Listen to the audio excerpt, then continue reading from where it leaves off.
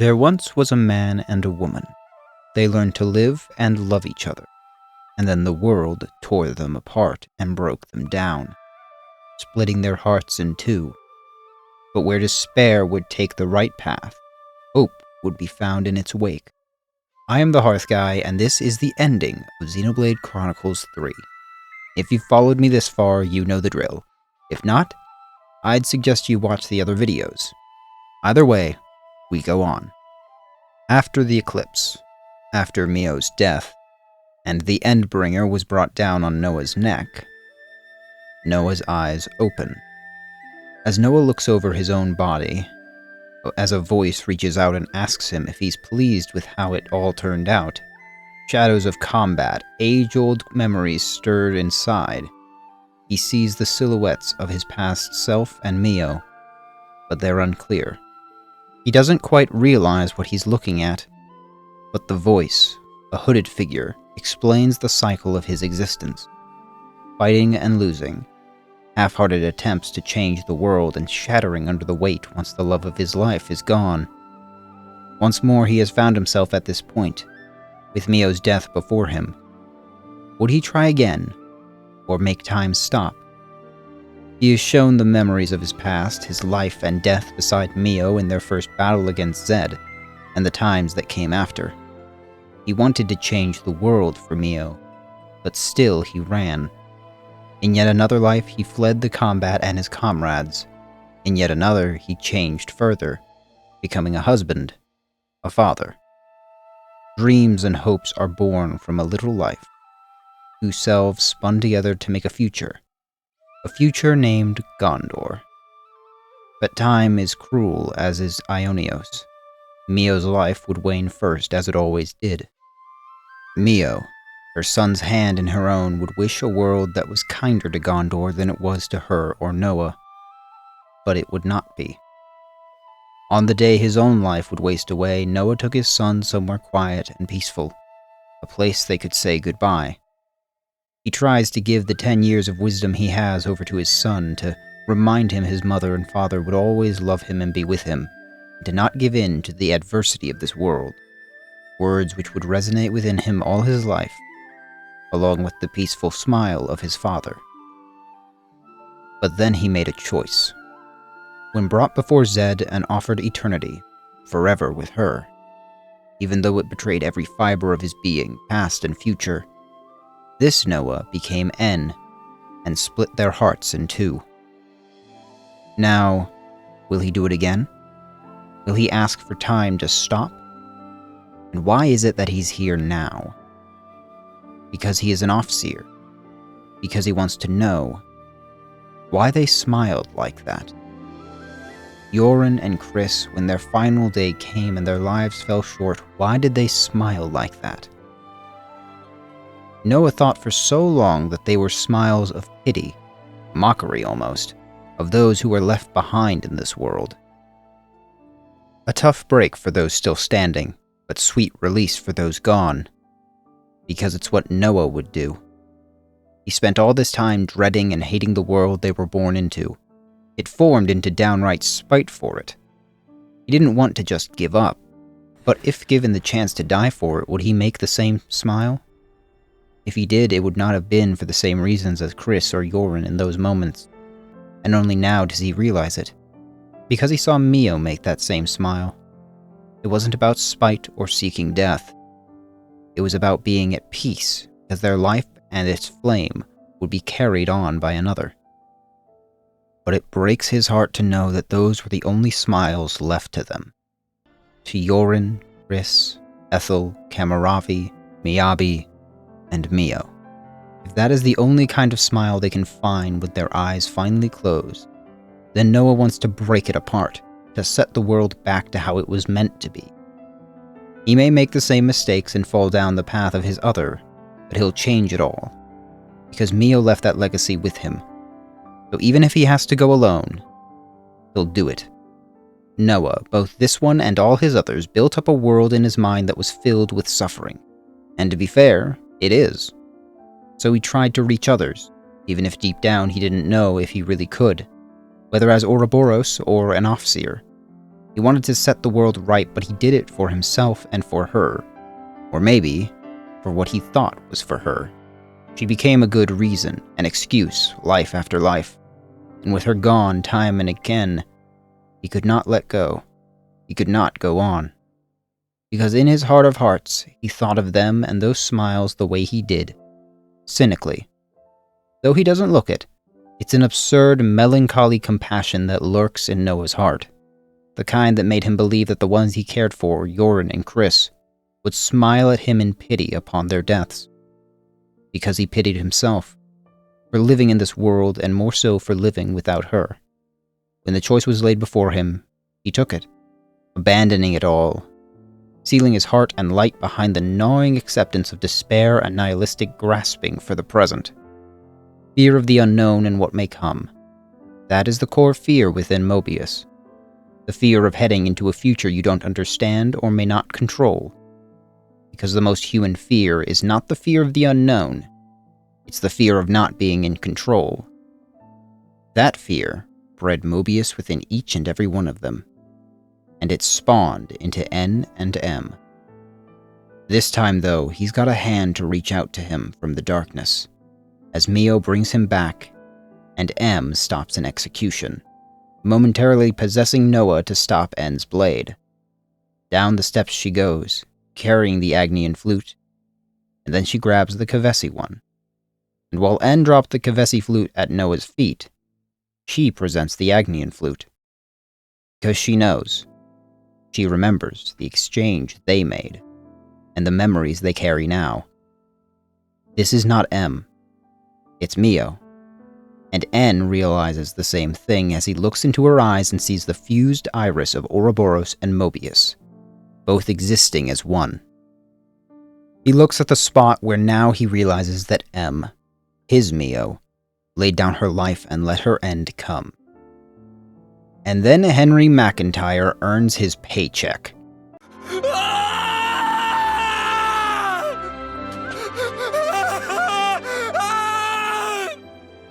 Why, Mio? Why would you do this to me? You said you'd be by my side. Mio! All I did for you. You must have known. The other me. She couldn't follow you anymore. She couldn't go on. Back then, at the Agnian prison, when she first activated her power, M took control of Mio's body and in an instant shared all the memories she had between her and her Noah.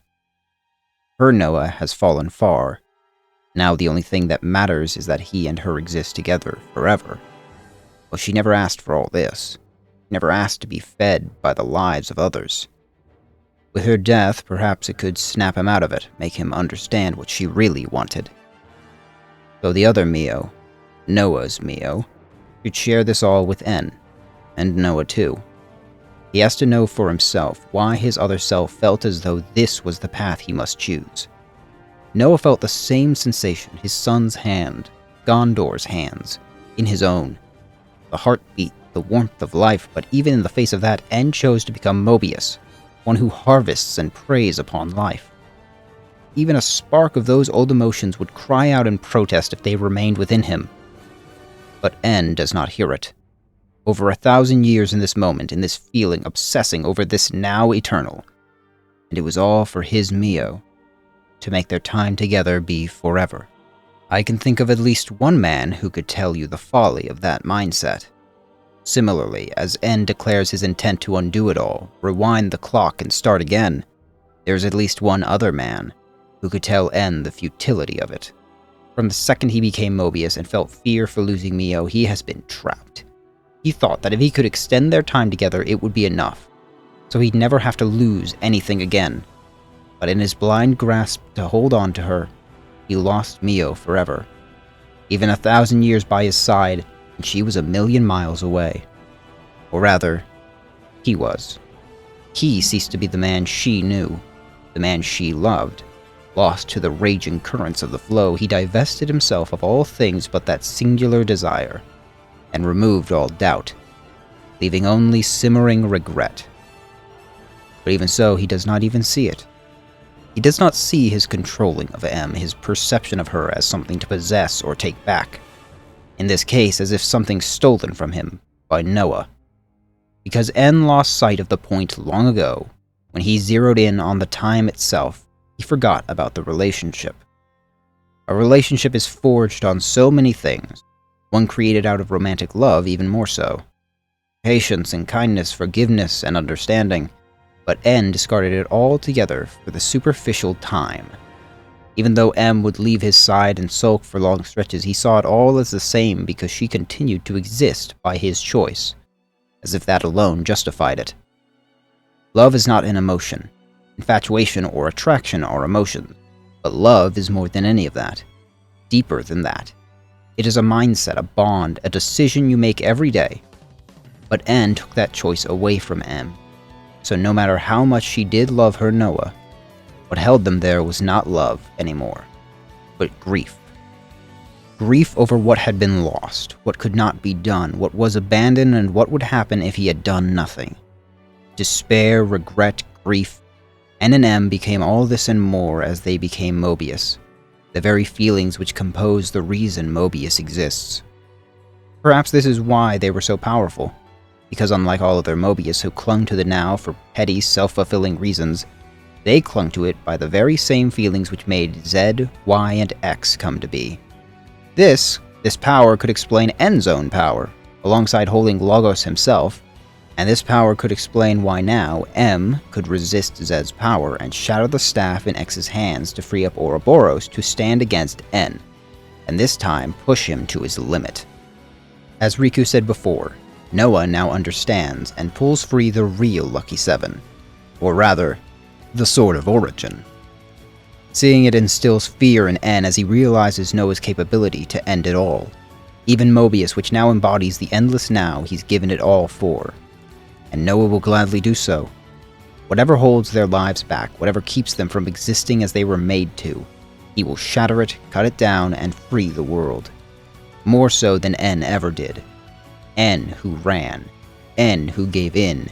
N who did not strive forward because he lost his meaning, and imprisoned M to bring it back.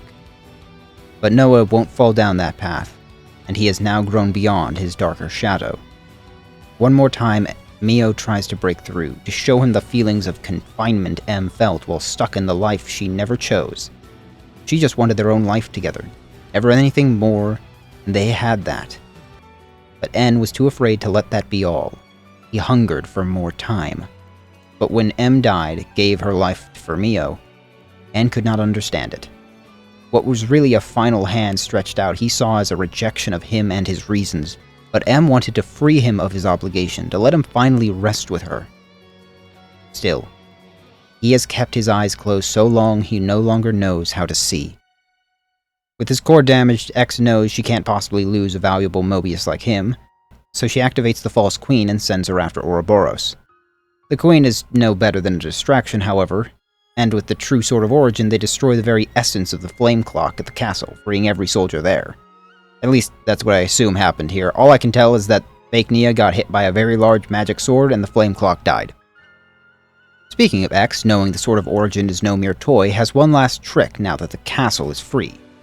After all, why would they just give one castle an annihilator? And it's pointed right where it never should have been. The city. Because Shania didn't just betray Gondor. She betrayed it all. She believes peace is something awarded to the strong, and Shania was never strong. So screw it all. She'll take it all down to hell with her, and X takes great pleasure in harvesting wayward chaff as she and N are taken away, and the place where the city was left is erased. But Mio is not worried, as Lost Number ships arrive and land in the castle courtyard with Gondor on board. Mio and M had planned for this, as Mio, while in M's body, traveled to the city and warned them of the Annihilator and Shania likely having revealed its location. And learning from the ancient city's destruction, the founders made the city inside a massive furnace so it could be moved. A fact kept from most people, including Shania, who's probably feeling more powerless than ever before, as a very spiteful Gondor approaches with the same look of superiority and disdain which Shania had come to associate with her. the look which was all she could think of as Shania always stood weak and alone. But there was one last thing. One last decision she could make where she alone had all the power. The decision over her own life. And she chooses to succumb to the flow. Senna's in a rough spot after that, seeing someone she had such conflicted feelings of identification, empathy, and self-resentment come to an end like that. In reality, Shania was the worst outcome for Senna, the darkest version of herself. But no matter how pointless the end, it was one Shania chose. And there's nothing more Senna herself can do. It's a similar feeling Noah had, which he openly admits to. While Mio was there facing death, he wanted time to stop wishing for just more. Just like N. But even so, he did not stand by that momentary wish. He now stands here against it. Momentary lapses can happen, as we all can attest to, but they only define us if we allow ourselves to define ourselves by them, like N has. M's feelings which she gave to Noah made that possible and gave him power to stand up in the face of despair and so much loss.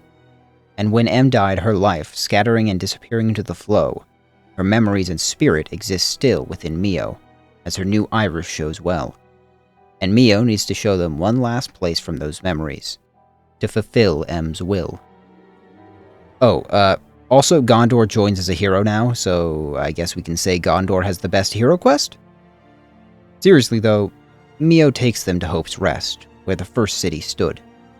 And it is here that Mio reveals what M knew of that day. That in exchange for maintaining his own life and breathing it into M, Zed ordered N to take the lives of the city. And we have seen the outcome of that day.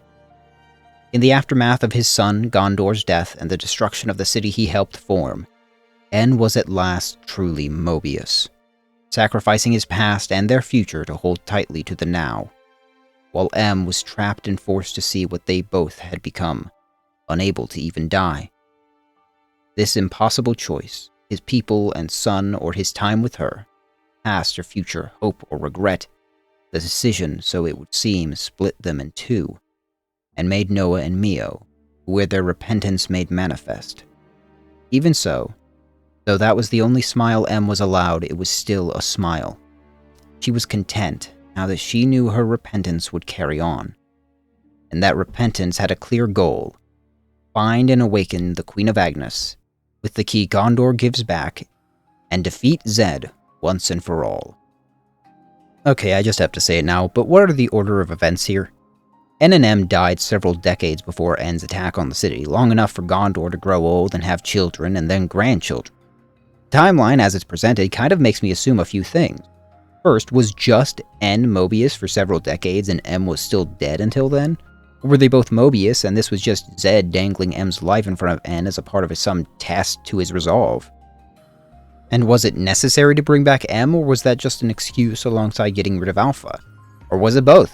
Or was it both and N killing the new life of the city was to weaken Alpha, as he alludes to in the future Redeemed DLC? If M was dead until right after the city was destroyed, when did Nia have time to hand over the Cloudkeep key to her? Are we supposed to believe that Rex and Nia are running around at the same time and either don't know the other is doing so, or for some reason are choosing not to be together? Especially because of that whole compact that Zed has with the Liberators.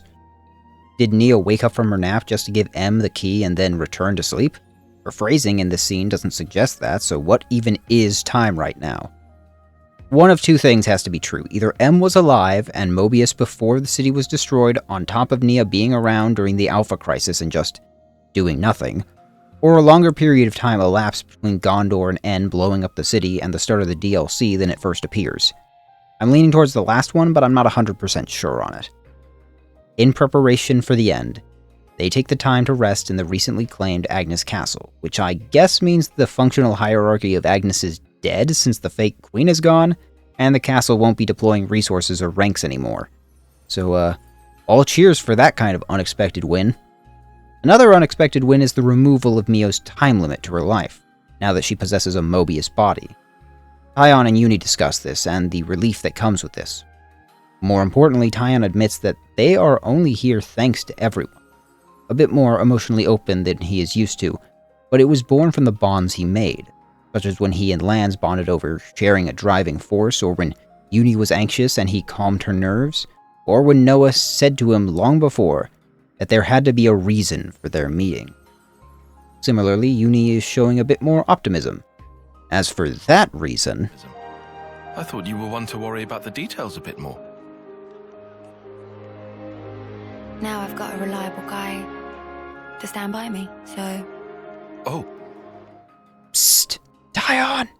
I think you're in! After the heavy emotional and physical wear and tear of that day, and after we decide Mio should have long hair because character development, Mio sets them down the right path. The Cloud Keep.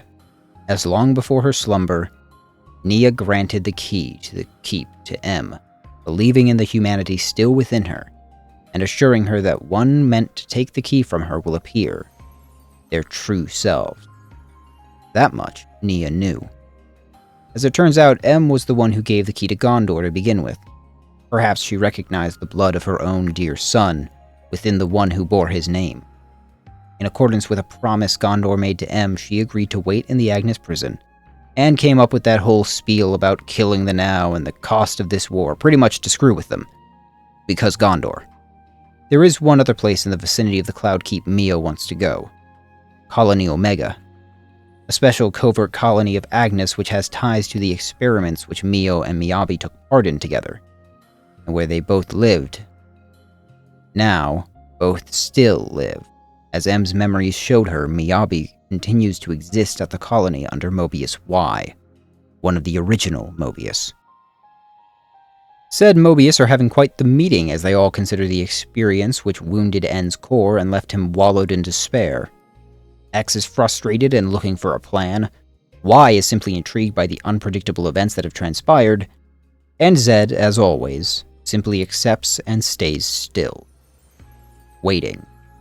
Unlike X and Y, who both set out for their own plans, Y in particular decides that, in his own words, he claims primacy, as Mobius prepares for the inevitable.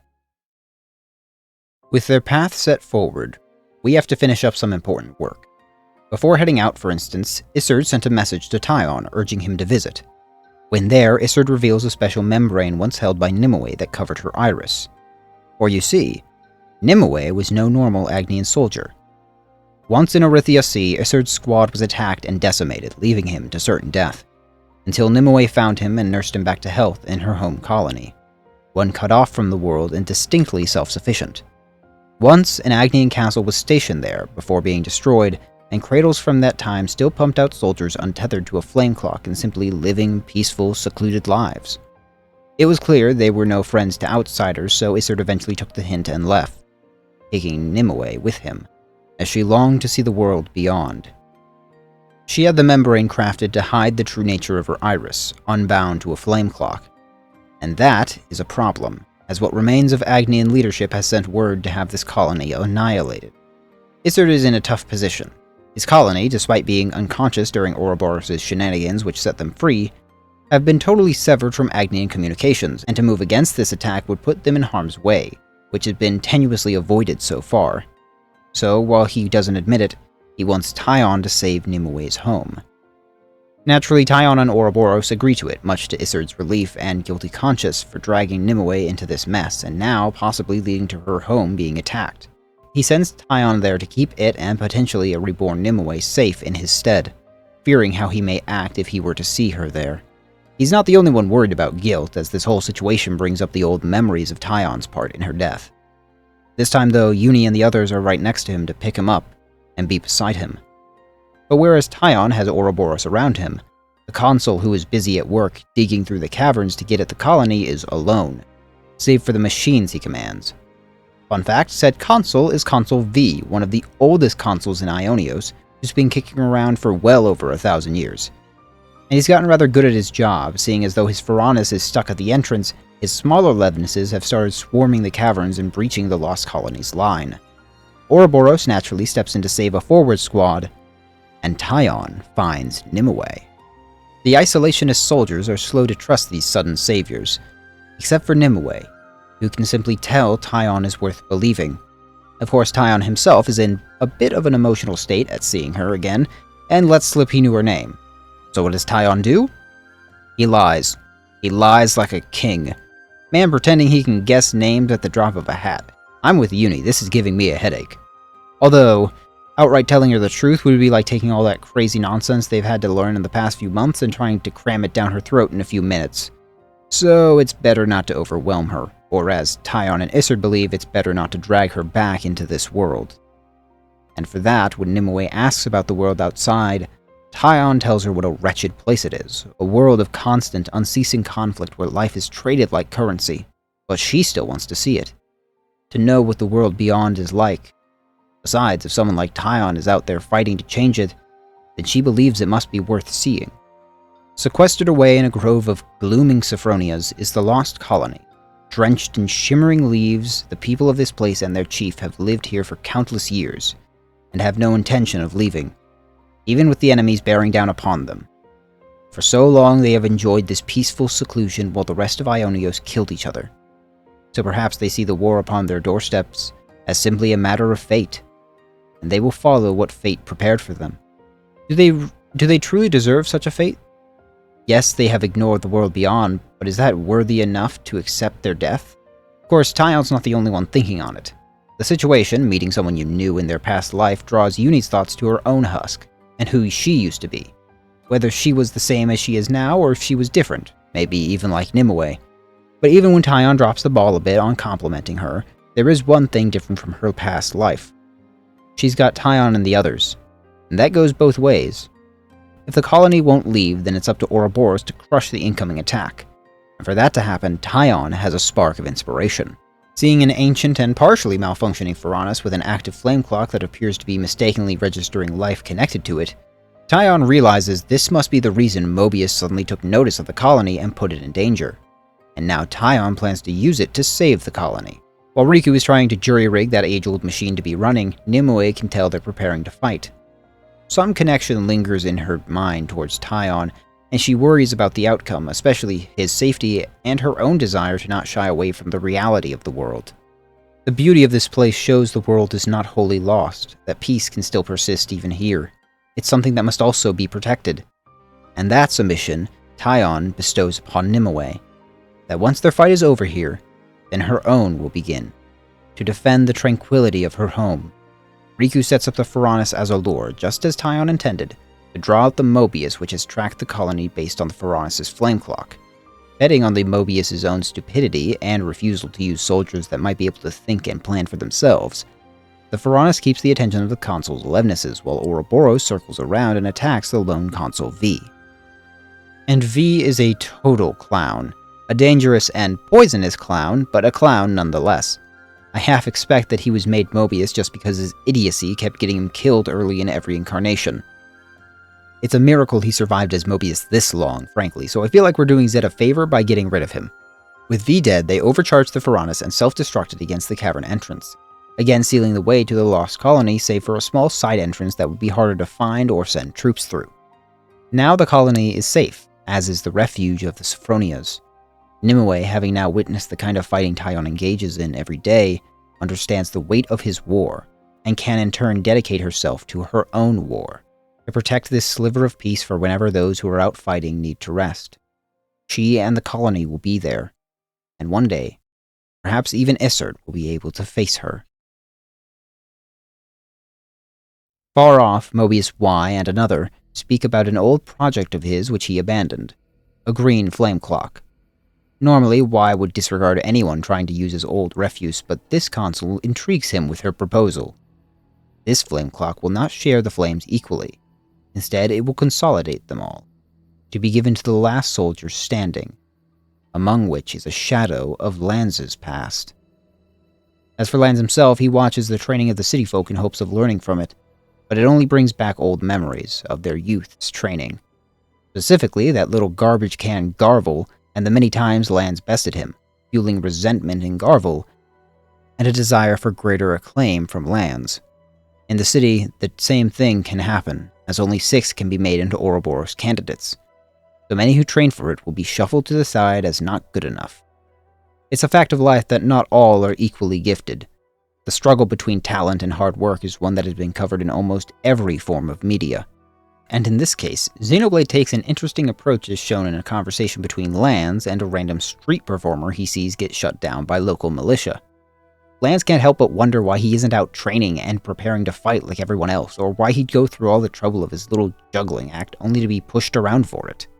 Fighting would at least get him the approval of others. But he instead asks what determines merit, and if those who do so are even sure they're correct. One random NPC dismantling the myth of meritocracy. In reality, this guy hasn't thought about it much, but with everyone else doing as is expected of them, is there really any harm in just him doing things his way? Now, I'd argue that depends on what his way constitutes. If it's like murdering people, obviously, yes, that's a problem, but that's not what they're talking about. It's instead about finding value in little things that may not seem like they have a point, that don't naturally lend themselves towards personal glory or praise, something Lanz has sought since the very beginning. As the man runs off, he invites Lanz to see him perform again, leaving Lanz once deeper in thought. Meanwhile, an emergency mission has been called for Ouroboros and the Lost Numbers, as a massive transport of cradles is happening nearby and requires essentially a large-scale stakeout to liberate them all. All of these things corresponded makes Lanz spit out what he was thinking about, how things had grown far more complex than he'd grown used to in the army. It was simple as see thing, kill thing, move on. Even if he were to die, that too was all part of the deal, all predictable. Not so much now, with the questioning of what determines merit and what is or is not worthy of renown. Lanz was used to not getting too deep into it. He wasn't like Noah or Mio. He was happy to accept the world he lived in if it meant that final victory in the end. Besides all of that, and Uni calling him an idiot, Lanz isn't in the greatest mood when a fan of theirs comes to gush about what an honor it is to fight beside him. Meanwhile, Lanz is just thinking about the worst. The idea of having to fight old friends and having the suspicion of some city folks still on their backs. In short, Lanz is absolutely positively done with everyone and even tells one guy to shoot him in the face if he's so disappointing. That said, this is a good opportunity, a chance for Ouroboros to prove their trustworthiness to the city like they all did with each other at the very start. Lanz was slow to take to it back then as well, but if he follows that pattern again, then once his trust is earned, it will be hard to steal. At the site of the transport, they find cradles, but they're all empty, as it dawns upon them and Monica what this is. A trap set by Kevesi troops, including a certain little waste of space. Garvel, along with Layla and Hoop, who were also with them in training but died in battle some time ago, now reborn and serving as soldiers to this little regiment. And they've got the ego to match, believing they're the elite of the elite, chosen, special, and with no remorse for each other, as every life taken, including their own, just goes into the flame clock to be rewarded to the last left alive. To Garvel, that would be him, but he gets a reality check very quickly when Noah even breaks out Lucky 7, and they all go Ouroboros, seemingly just to teach him some perspective. In return, Consul H fires upon them and reveals herself to protect her investment, having put a lot of prep into crafting this little group as an anti-city task force. Now, everyone, guess how this Mobius fight ends. Did you guess with H dead and the flame clock broken? You are correct. With the consul and clock gone, Garvel's purpose has vanished in an instant, and he lashes out accordingly, before Lanz punches the child in the face. Been waiting for that one. Without fighting, without the guidance of the flame clock, Garvel cannot see a future for himself, and he cannot see a point. Words that ring very familiar in Lanz's ears. It serves to remind him where he was and what that really meant, what it meant to not think about his place in life. Now he could put some part of his past to rest by freeing Garvel, almost as though he were freeing his own past self. And this time Garvel can have a bit of a better chance than Lanz did, sending him to Boliaris so he can learn how to guard lives rather than take them. But even with that, Lanz wonders if he did enough, if he did too much even. But he's not doing this all alone. He's got quite the group with him now, encouraging and fighting with him. Garvel will get that too after a while, and just like Lanz, he'll begin to find his own new reason. And though Lanz may have always wanted for more before, he started to realize that maybe it has to really feel like it's all enough. And that has to start with himself, within. And he must choose what is enough for himself. In their travels, Ouroboros has encountered plenty of aggressive colonies, but one that stood out would be the one led by Commander Alexandria, one of the most famed tacticians in Agnes. Early on, she correctly analyzes and outmaneuvers the party, and any plan Tyon orchestrated with his cautious, by-the-book mindset. Turns out Alexandria is quite famous for her push for efficiency and unusual tactical practices, rising to silver rank within a relatively short period of time. So to get closer to their colony, Taion came up with a new plan: to isolate and attack her squad leaders individually and then pursue her when she was alone. The beauty of that is that the player doesn't have to follow these plans. You could charge straight in and fight Alexandria with her whole crew if you wanted, but it will be harder. Either path you choose, you can face down Alexandria, who is amused by Ouroboros regardless. Her consul, less so if she is beaten. Consul E has played a part in shaping Alexandria into the person she is, crafting the kind of commander she is as to his preference, all to make the show of watching Colony Iota's battles more interesting. With Alexandria defeated, E steps in to remove Ouroboros as unwanted side characters. As a consul in a hero quest not named Triton, you can guess how that goes. But even this was all according to plan. Alexandria challenged and lured Ouroboros into Iota with the... But even this was all part of the plan. Alexandria challenged and lured Ouroboros into Iota with the hopes that they'd have the power to kill their consul. And to make sure they had it in them, Alexandria used herself, her soldiers, and her colony as bait. Needless to say, it went as she hoped it would. Of course, the plan alone didn't sit well with Taion on principle. The level of uncertainty, and more importantly, sacrifice at play is unacceptable to him. Sure, it was the quicker solution, but one wrong move and things would have fallen apart for herself and everyone else. But that is who Alexandria is. Unapologetically a risk-taker. And innovative. Her whole colony acting as a sort of goods and materials transporter for other colonies. More so, they track the ebb and flow of necessity across the colonies to determine the state of the war, and then adapt accordingly. They do that with the Collectopedia cards, an actual in-game mechanic which Alexandria herself suggested and had made, which became widespread across both Kevis and Agnes. Alexandria learned to be like this as a response to her previous commander, who was a far brasher individual with a penchant for headfirst tactics. But in comparison, Alexandria is quick to manipulate and perceiving others by usefulness, which runs contrary to the members of Ouroboros. Still, she seeks to be free of the flame clocks and to see what life is like outside the confines of the world system, which aligns her just right with Ouroboros. Though, she'll always be one full of secrets. On the edge of Kevis Castle's direct control, there is perhaps the most bloodthirsty colony in Kevis, and is known for soldiers of nigh supernatural skill, as Ouroboros learns well upon stumbling into a battle just across from the colony itself. Wreckage of destroyed Levnesses, and atop them is a woman, bearing a double-bladed polearm, laughing at the absurdity of war. Lives lost for nonsense, perpetuating conflict forever. This is Ashera the Undying Blade, considered one of the greatest warriors in Kevis and commander of Colony 11, which just tried to kill them all, including her. Quite the predicament to be caught up in, but Ashera is having the time of her life and invites Ouroboros to have some fun with her in helping kick Colony 11 back into the dirt, and kill all her comrades. Oh yeah, she's also a bit crazy. As far as she's concerned, when you live your life killing, whether it's allies or enemies, it doesn't really matter so much. It's all just the game of life and death.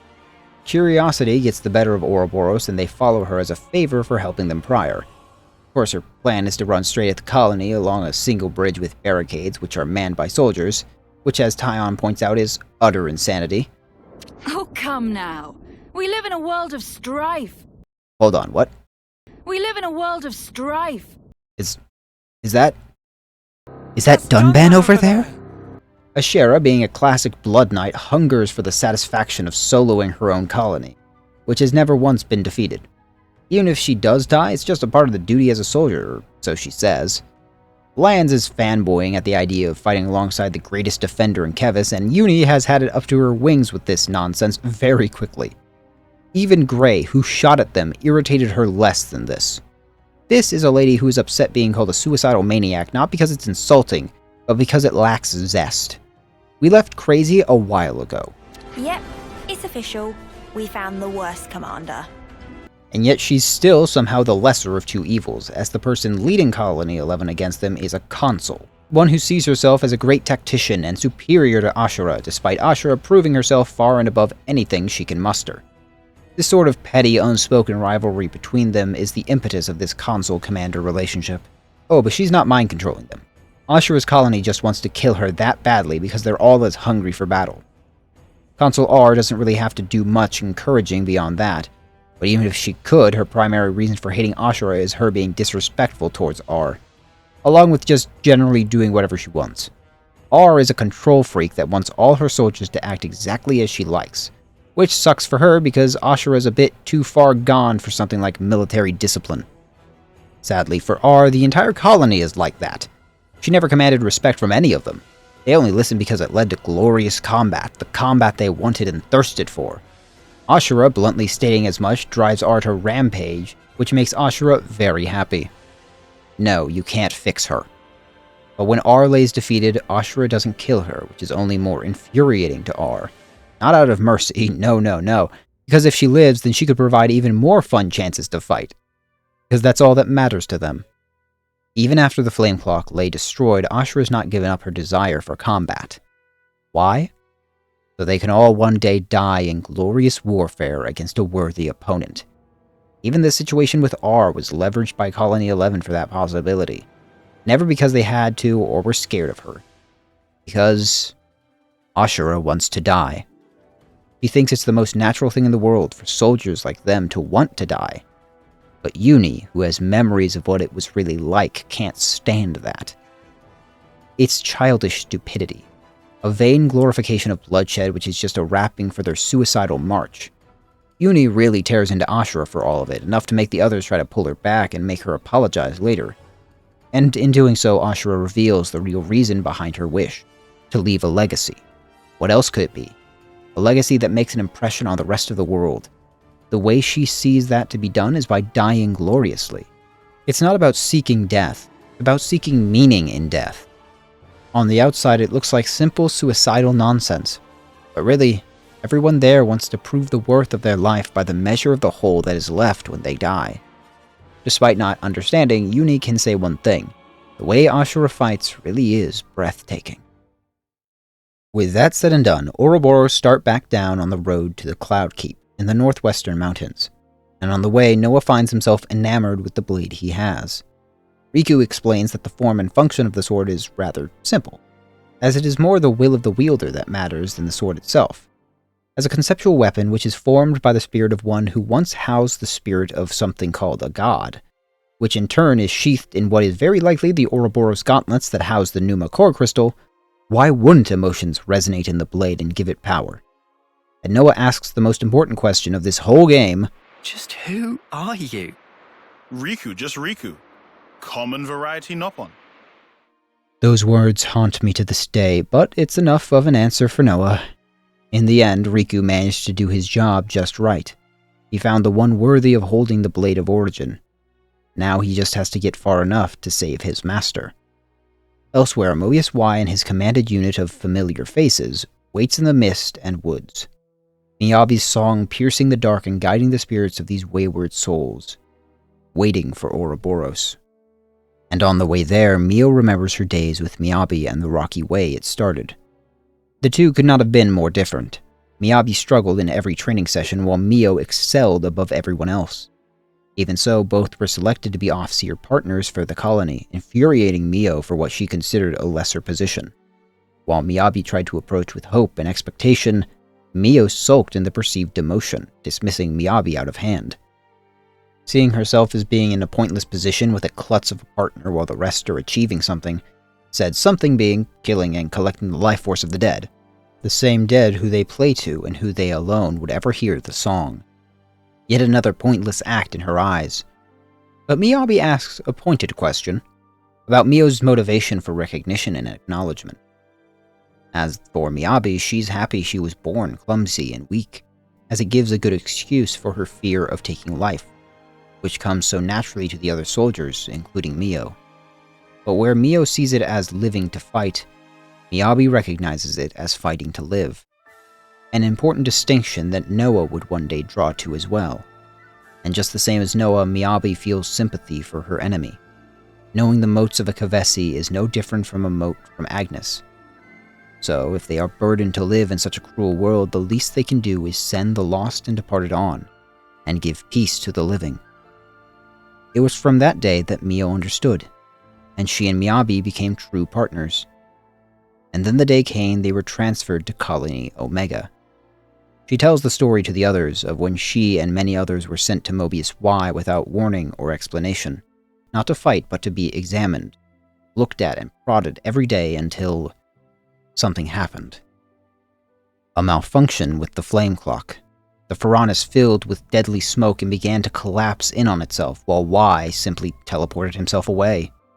Mio and Miyabi struggled to escape the burning structure, but Miyabi went above and beyond, saving both Mio and Senna from the destruction. But then, she handed Mio her flute and asked her to live, and fired the escape pod from the other side. Mio and Senna survived as she watched the Furnace of Omega explode. On that day, 2 different messages were learned. Senna came to believe in her uselessness, which she would struggle against for some time, and Mio decided she would learn how to leave a mark on this world, to make sure the time Miyabi gave her was worth it. Mio still thinks back and wonders if she'd been stronger that day, maybe she could have saved them all. A feeling Lance knows well, as he had faced that same pain. It's for that reason she wants to go back, to face Colony Omega and learn of Miyabi's fate.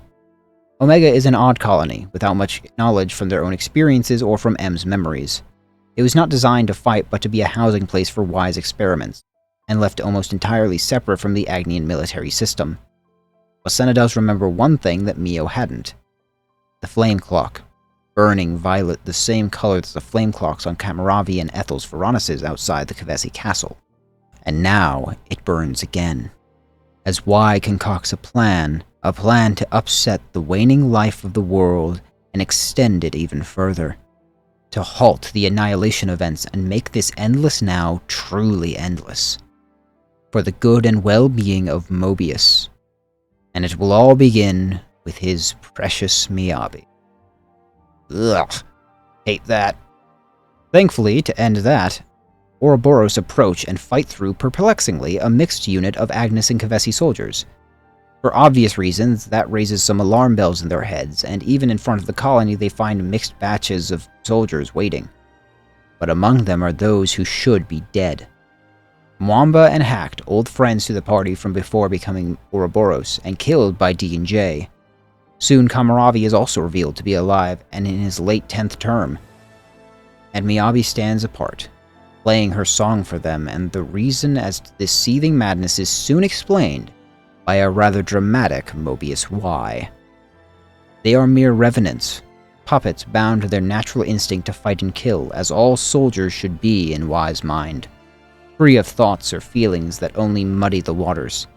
To this nihilistic Shakespearean giant of a man, emotion, desire, and even the search for meaning are all worthless additions they have all deluded themselves into believing are real, seeking purpose from the purposeless. So with this experiment, he has shaven these things away and left only husks which fight and collect flame. An experiment enabled by Y's own power, the power to create flame clocks. Meaning every single soldier across Kevis and Agnes, every flame clock that demanded blood be shed for life, every life lost and discarded for even a single day extra, all of it is in Y's hands and laid to blame at his feet. Mobius are avatars of Zed's will, and Zed is an avatar of the fears of people within Origin, so to ensure this world continues, X and Y exist as extensions, to act where the passive Zed will not. X is the reaper, who harvests life, and Y is the planter who sows the seeds with the flame clocks and the soldiers' conditioning, ever seeking to increase the efficiency of this process. There is even perhaps something to be said for their names. I have seen one theory that posits their names, X and Y, correspond with those same chromosomes in DNA, with Mobius X being a woman and Y being a male in reference to the 2 X chromosomes that make up the female DNA and the single Y chromosome that differentiates male from female. And both are complementary forces and extensions of the greater Mobius, Zed, who, while labeled as he, is ultimately what the forces of this world demand he be, and Zed demand Y be what he is. A grand and heartless orchestrator, one who prepares for the harvest that the more destructive and nigh-manic X brings about. Even Ethel and Kamaravi's flame clocks were preparation for this, for Omega's clock, and this force of living corpses raised again at the zenith of their last year. All raised from death and reborn at the final term, so the flame within burns brightest before it is snuffed out. But there is no will anymore. Just hollows being directed by Miyabi's song, which itself lacks the spirit it once did. Instead, it keeps calm the minds of the unstably reborn soldiers, brought back and shunted into the late-term bodies, warping one of the few comforts afforded to soldiers in their lives into a means of control via the lack of feeling. But Noah remembers. As Chris once said, it is the emotions of the Offseer which gives the tune its effect. When a mote responds to the Offseer's tune, it is because of the life of the Offseer, because of their feelings. Cheesy? Perhaps, but this is Xenoblade. And besides, it's about more than just that, as Mio begins playing her song, so it can reach something that remains in Miyabi. A spark of memory, perhaps. Recollection begun by hearing the song. As the others defend them, Mio and Noah play their song, and the sword of origin resonates with the emotions within, allowing them to reach the Mobius-trapped mind of Miyabi. And while Y can hold tightly to her, he can't do that for the others, as they falter and fall free from his grasp. And a hole is open for Mio to reach her, and perhaps for the first time, motes like that of a soul emit from Lucky 7 and the Sheath. Perhaps some others, who were once trapped, who now dwell within the sword and scabbard, reach out to free these lost souls. Y is confused and agitated by this unexpected breaking of his plan, so he must take things into his own hands as a Mobius. Y is by far the largest, but his power of the flame clock holds no power over these freed souls.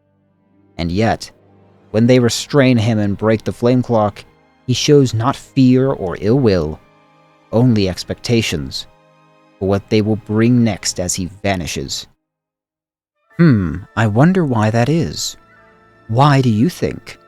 Why, oh why, does Y act so wily? Haha! Back to less important news. The soldiers of Omega awakened to freedom, including Miyabi, who heard every note from Mio and her new partner. Even so, there is a place for Miyabi now, as she may live a free life just as she always wished for. But one man is adjusting a bit slower. Kamaravi has no memory of his life as the smoldering commander of Agnes, but still, precepts of his warrior's way remain implanted firmly in his mind's eye. He resists the lost numbers, refusing to back down until Mio, the one who saved him, calms him and the soldiers down. With all their weapons put away, Mio understands that his warrior's way would not allow him to attack a defenseless opponent, to which he acquiesces and calms down. And from there, Taion comes right out and asks him to travel to the city with them, a place that he can be free and safe, to pass on the message he gave them back before the Kavesi Castle, the will and necessary price to be free from any bondage. And the price Kamaravi paid still stings even in his new life. But he doesn't cower, as he demands the same treatment for his fellows from Colony Omega, Kavesi and Agnian alike. With that assurance, he and they head to the city in a flying transport, and quickly learn that Kamaravi has no love of heights, and has the instinct to sit down when in high places. Ouroboros tries to ease Kamaravi into his new life, giving him a chance to cool down, as it were, no pun intended. But Travis shows up with a problem. Someone opened a cradle, and you may be able to guess, but it's Ethel who is now running around somewhere. Upon hearing of a problem, Kamaravi's worries vanish, it seems, and he steps up to assist. Despite newly born into this body, his spirit to aid and honor remains affixed within him. Not to mention he can empathize with the feeling of being awoken right into a confusing place with nowhere to go. It takes a short investigation involving a Nopon having the stupid idea to climb on one of these cradles, but they do track down Ethel, who's attempting to hijack a ship. Poorly, and she slips off only for Kamaravi to catch her. Something inside him recognizes her, but again it only triggers the pain in his eye. Upon seeing him, Ethel too has faint memories, knowing his name but not knowing why or where it feels like she was meant to go. But she can't just run out into danger, so Kamaravi proposes he look after her. It takes some convincing, but Travis agrees to work with Kamaravi to care for Ethel and to find a place for both of them in the city, so they can both have the freedom to choose. Kamaravi now finds himself feeling indebted to many in this place. Travis, the party, and most especially to him, Taion, whose words lit the spark of desire for finding his way, which he can now pursue alongside them and Ethel. Perhaps as those two were always meant to. Finally, now we can begin traveling back to— Oh, come on! They be no mere machines, however, as they act with reactionary tactics and intuition. And Senna only realizes after she swings and shatters the outer shell that there is a person inside. This soldier, only a few terms old, was fighting in the metal exoskeleton much before anyone her age would be expected to fight. Senna feels personally responsible for her now being unconscious, and possibly worse, but just to make sure they transport her to the city to get looked at. And when they learn that she has awoken but has some sort of complication, Senna further feels the need to be the one who checks on her. As it turns out, the problem with this little one, calling herself Number 7, like she came right out of codename Kids Next Door, is that she acts rather matter-of-factly. Too much so, actually. She's almost literally a robot in her responses and reactions. When asked about her affiliation, she affirms that she is not of Kevis or Agnes, but directly under the command of Mobius, in the classification of Colony 0, with the mission to kill Ouroboros. Which is why they've been popping up all over the place trying to kill them. Luckily, like Yes Man from Fallout New Vegas, she was not told to keep silent about that information, so she's an open book. Lacking a name and almost all sense of self, Number 7 is rattling for Senna, who has only recently begun to find her own sense of identity. The total dehumanization until she can't even realize that something is wrong. No name, no feelings, no sense of self-worth, all forming her into a weapon without a soul. Senna is shaken and terrified by the experience and seeks counsel, and Mio suggests a gift to ease tension and maybe coax something out of Number 7. That gift being Senna's onigiri, a traditional Agnian snack which is the only thing Senna knows how to make. Frankly, to me though, they look like delicious jelly-filled donuts. Man, I miss watching Pokemon. Returning to Number 7, this time with her emotional support army, Senna presents her offerings to the human weapon, which she evidently enjoys a lot considering she and her fellows have been eating just rations this whole time. All while she eats, Number 7 thinks on the others in her colony. 7 does... Wait. 7. Wait, did they do that on purpose? Okay, it's official. We need to change this child's name. On that note, Senna does come up with a name for her. Sagiri. Taking the first syllable from 7 and replacing the first from onigiri to make a name. I don't know if it's the actual reasoning in Japanese, but that is a very funny way to name a person. Even Noah has trouble defending that behavior. Noah. Let me remind you, Noah's primary running joke is that he's terrible at naming things. But Sagiri likes it and finds no rule about keeping her original title, so that day she becomes Sagiri. And Ouroboros becomes acquainted with her master, Consul F, as he transmits a message to them from Sagiri's iris. Unlike most consuls, F is courteous and oddly respectful to them as he requests the return of his lost soldier.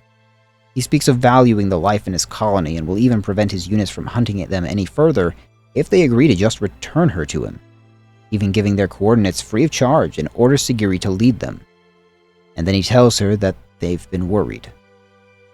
Senna decides to flip that coin and returns Sagiri to her colony, on the off chance F was being honest, and returns her broken exosuit back to her as well.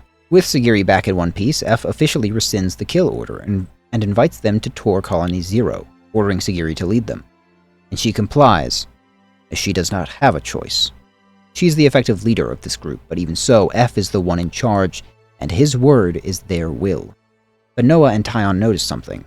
There is no flame clock in Colony 0, and soon, while speaking with her aide, Number 4, they learn the truth. Number 4 collapses, his flame rising from his body, as he turns into a husk and dies. Number 4 died because he gave his life unto his Pharaon, the exoskeletons they all use. A miniature Pharaonis made to suit a single person and bind their lone flame as a power source, like what Ethel and Kamaravi had. When the limiters upon the Pharaon is lifted, it drains the flame right from their body to increase output. But as Number 4 just demonstrated, there are hefty consequences. These machines are necessary for Colony 0's true function, to act as the maintenance for the War of Aionios. An accident there, a leaking of information here, an assassination or two. F and his little soldiers grease the wheels of the war between Agnes and Kevis to ensure every life does its part in propping up this world. In this way, F reveals how he really feels. He does value the lives of his soldiers, but not as people. He values them as a product, an energy source which is valuable to his own existence as Mobius. He relishes in the holy act of protecting his flock so their sacrifice might one day sustain Aionios. He loves his children and loves greater the product of their deaths. And Senna's had just about enough of it. F doesn't even realize how twisted his view is. He does not see how downright cultish his messed up little family has become. a family he sends to attack as soon as Ouroboros makes it clear they have no intention of letting him just continue with this absurd kill squad of his, releasing their limiters as they might fight and die well. Sagiri requests that F restrict the use only to herself to spare her comrades the strain, and F praises her for her selflessness before ordering them to proceed regardless, as they are ordered to kill. But Senna reaches out as she had been reached out to, imploring Sagiri to choose for herself, and within her, you can feel the truth of these words. Recognizing the influence Senna has on her, F orders Sagiri to kill her first. Sagiri raises her weapon and throws it, and misses as it spins back around to cut through F from the back. Wounded and then finished off by Senna, F falls down dead in disbelief. The Pharaons shut down, and to save them from their influence, Noah cuts the flame clocks attached, allowing Colony Zero to be free and Sagiri to consider the ramifications of what just happened. She wants to know what to do, she wants to know why she attacked the console, but more importantly, she wants to know why Senna keeps treating her like that. Like a person. She does not desire anything, she does not seek anything. She knows only to take orders and act upon them, so what's she to do with no one to give orders? Well, now she must give herself orders, act upon her own free will. And though she is mentally unable to comprehend that, she can comprehend a loophole. If Sagiri gives orders to Number 7, if she gives orders to herself, then she can process that logic. So now she can begin to learn what it means to be herself. Okay, now we can get back to the main story with nothing to distract us. As after a quick convo that boils down to Mio saying no spoilers, they arrive at a derelict pedestal on the edge of the mountains. Though it appears to be nothing, Mio approaches with the key and presses it into place. As true to its name, from the clouds, the keep manifests into sight as a gorgeous song starts playing. No joke, hearing that music for the first time had me grinning from ear to ear, because it was at that moment I knew that we were really about to see Nia. In the upper room before a great machine that itself houses an old friend, Ouroboros once more presents the key before a pool of water, and within there she is, Nia, sleeping as she had for 1,000 years, ready to wake up and help the world.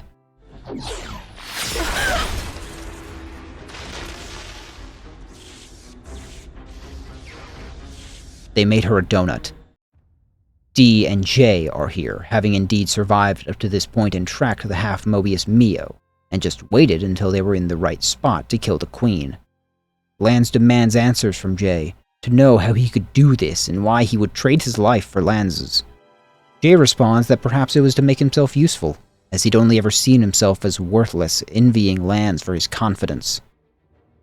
We know this confidence has been a sham for some time, but J doesn't know that. He sees his certainty and believes it to be true, wishing for some of his own, as all J could see were all his own failings.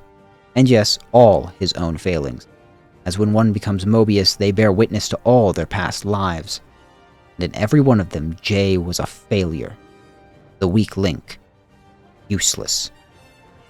So when he became Mobius, who he believes he is, he stayed true to himself. The dead weight. He thought his friends were sick and tired of him. But now he's Mobius, now he has real power, and now he plans to beat them back into the dirt to prove it. But separate, they aren't quite the same, and Ouroboros has only gotten stronger since before. Jay sees again how different they are, the power they were blessed with. While he crawls and squirms, they soar far above in realms he had always dreamt of touching. So every word of encouragement, every act of generosity, every gift of kindness, it looked to him as pity. The arrogant words of the great telling the lesser they're doing a good job. A bird congratulating a worm for its hard work, while they dwelt in wholly separate places. Jay wanted that approval, real approval, to rise above what he was and be among the great. So he became Mobius. To be strong. But Noah sees through it. He sees what Jay really wanted so long ago. He carved it out himself. To be the best version of himself. If Noah and the others were set above him, it was not by their own choice, but in spite of it. They were given no say in the matter any more than he did. That very world is what they are trying to change. A world where everyone, Jay included, would truly soar. He smiled that day, and while Jay professes it to be a smile of triumph, of rising above, that was never what it was. That smile, that moment, Yoren was able to be himself more so than any other.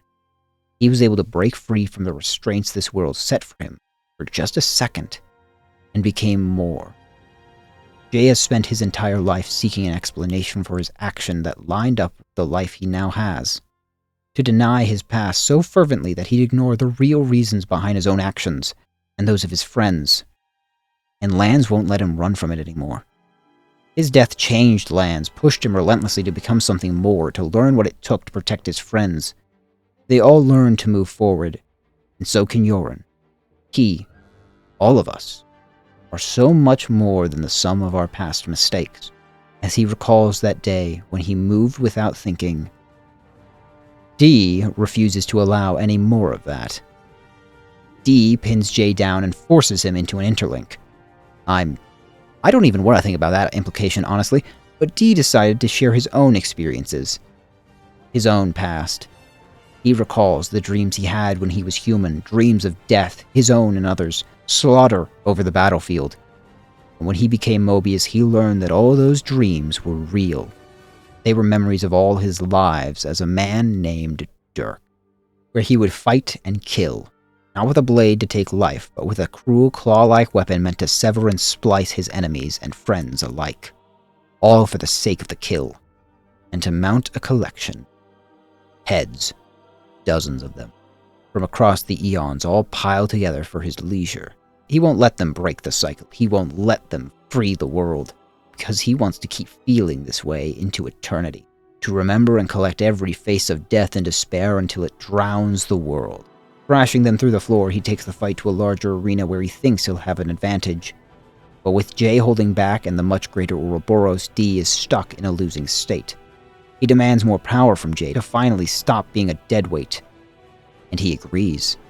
He remembers Noah's words that he can be more as power floods their interlinked body. D's excitement turns to confusion and then horror as the annihilation effect stirs around them.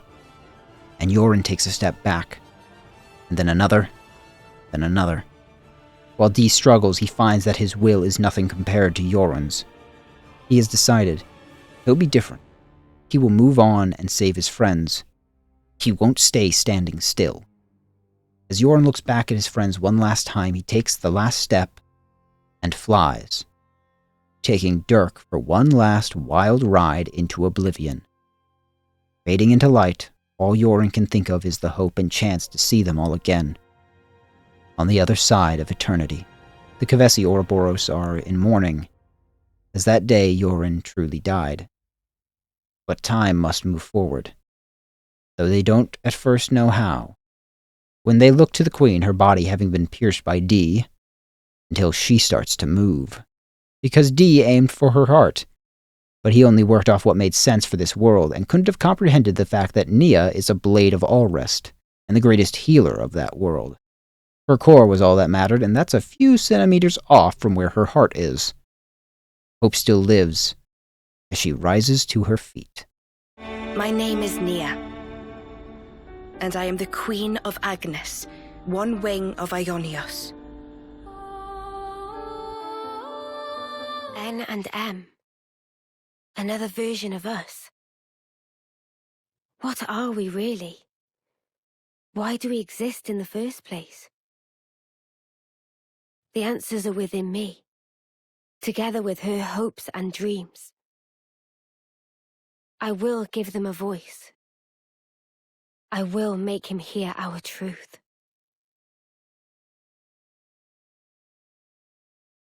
I once said all this before, but as Nia tells them, it's important to remember. Once, there was a world much like ours. Countless people lived in this world, till it was cut in two and grew individually. But the worlds which were once one longed to be whole.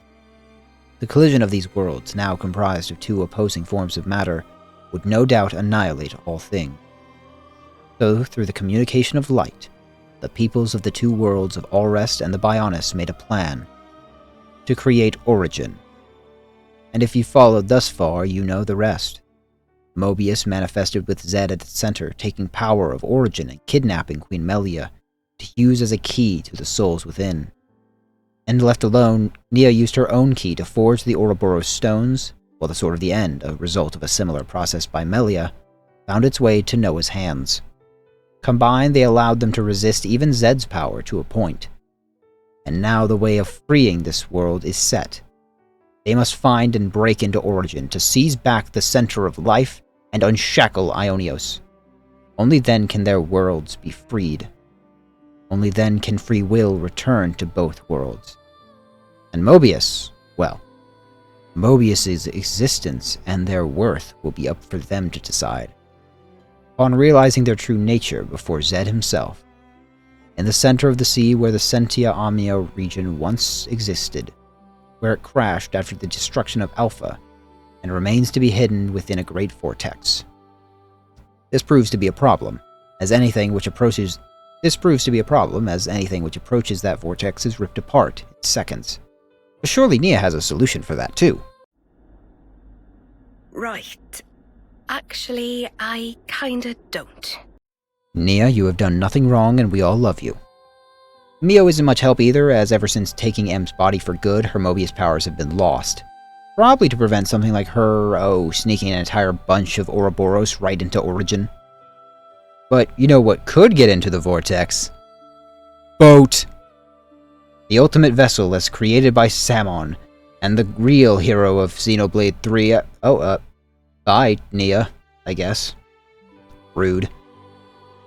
To finish building Samon's ultimate boat, they need several pieces of Origin metal, of which Samon only has one. However, they detect at least one is right back at the Cloud Keep, so Ouroboros heads up there like that one guy who moves out of their parents' house and only calls them when they need something. And just like that, Nia is shocked and then quickly tries to take up back a maternal, regal role, pretending like this was all part of the plan. Honestly, I'd take a whole game of just Nia at this point. Takahashi, make it happen, please. Nia also has one last gift for them, a blueprint of Origin from the Agnian side, as a certain Nopon engineer was involved. However, considering that Origin isn't shaped like a giant poppy, I can only assume that Shulk did most of the designing.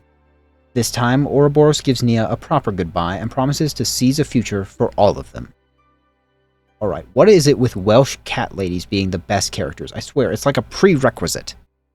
So off Ouroboros goes, scouting the world and finding shards of Origin metal to be used to power the superboat. But as they do, Zed watches alongside one of the last remaining Mobius. Mobius C, who knows just where to wait and what to do. C will wait for his old student, Noah, for him to play a song for him once more. And on he does go, approaching the Kavesi castle where the last remnant of Origin metal they detected is supposed to reside. When they realize something strange, there's no one there. They've all vanished, and a song carries on the wind. The song of Chris. And without fail, Noah realizes what this means. Chris is Mobius. As Noah recalls those days under Chris's tutelage and the sudden twist of a choice he made, there is literally nowhere to go but up, as Noah seeks the answer that gnawed at him across this entire game. What was the meaning behind his actions? Behind Chris's smile? Chris stands there with the false Melia and does exactly what we all wanted to do the entire time. Chris wants this to be a personal matter, for Noah to share the melody of his soul in this one moment. It is all he has sought since becoming Mobius, and Noah's going to give him the performance of a lifetime. Chris, meanwhile, has a purpose in this. To make Noah realize an important lesson. Not all can strive forward to the same ideals he has. He seeks betterment to make the world into something that won't hold his life back, but will he be caught up as he has before in his ideas to the point of ignoring the feelings of others? Will he leave them to rot as he writes a future for them? Will he be no better than Mobius, imposing an order upon everyone else based upon what he thinks is right? What if Origin doesn't work? What if all that follows is erasure? Then the lives of both worlds are doomed to annihilation all because Noah had the idea that his way was better. Will he shoulder the blame if all that these ideals lead to is ruin? Even so, it's a worthy risk to Noah. He remembers the smile Chris had on that day, choosing his own end no matter how tragic of an end it was. Noah wants to be able to smile genuinely, looking back in his final moments.